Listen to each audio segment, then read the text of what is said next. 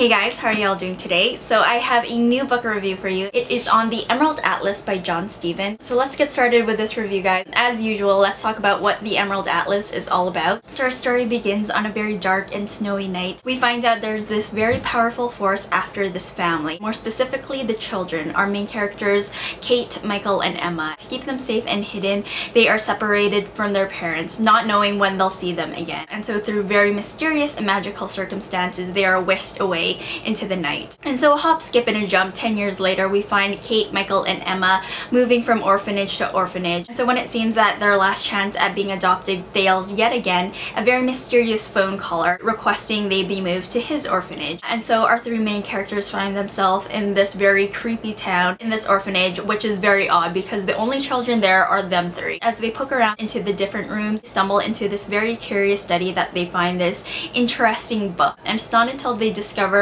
this book and its powers that this story begins, and it is insanely crazy. Kate, Michael, and Emma are transported into a very familiar but very different world. And so when their initial problem of getting back home arises, they are pulled into a conflict unlike any other. And so Kate, Michael, and Emma have to right some wrongs, and in the process of doing so, find out how their lives are connected to this magical book and find out clues to why they were separated from their parents in the first place. So that's basically what The Emerald Atlas is all about. Let's talk about the characters. I thought the characters were most amazing. We have Kate, Michael, and Emma. Kate is 14 years old, Michael is 12, and Emma is only 11. Kate has a lot of pressure and the weight of the world on her shoulders. She was given one task and one task only by her mother, and that was protecting Michael and Emma. So as they grew up, Kate, who is a child herself, had to be the mother figure. We see her struggle with her faults.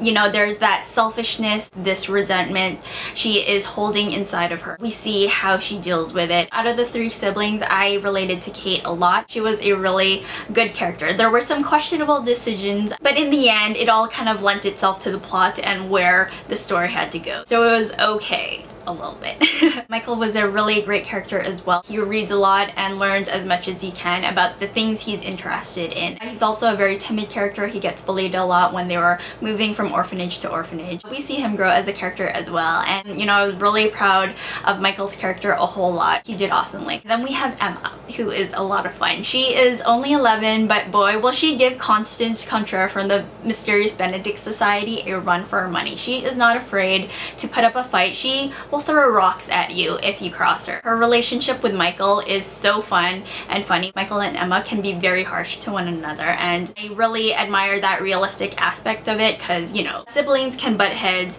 a whole lot, and, you know, hard too. Her character grows immensely throughout the book as well. All the characters in the Emerald Atlas are great. Some standouts, of course, are Gabriel, Robbie, and Dr. Pym.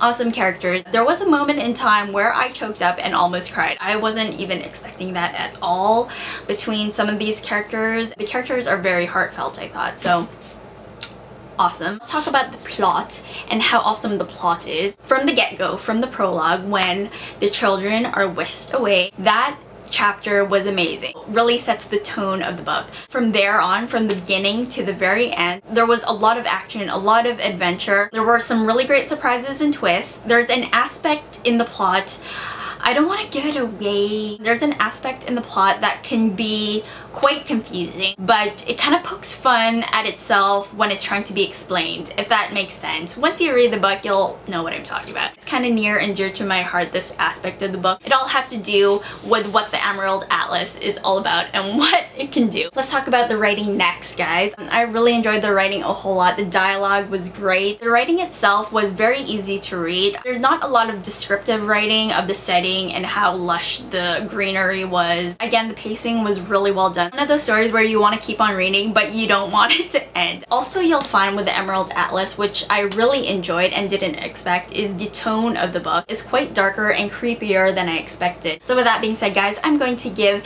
The Emerald Atlas by John Stevens a readable times a billion gajillion rating. I love this book a whole lot. This book for me is one of the standouts in the year. You know, there are archetypes that you will be familiar with, such as the orphan story and the quest adventure, saving the world type deal. Even though that's present in the book, it has a very fresh, original take on it, I felt. You know what saddens me is there's only gonna be 2 more books coming out. It's a trilogy. Whatever you guys are reading right now, just put it down and go to your bookstore or library or a friend's house who might have the book and just take it. Well, you know, just don't take it. You know, you'll have to buy or properly borrow the book, but just read it as soon as you can. Check it out.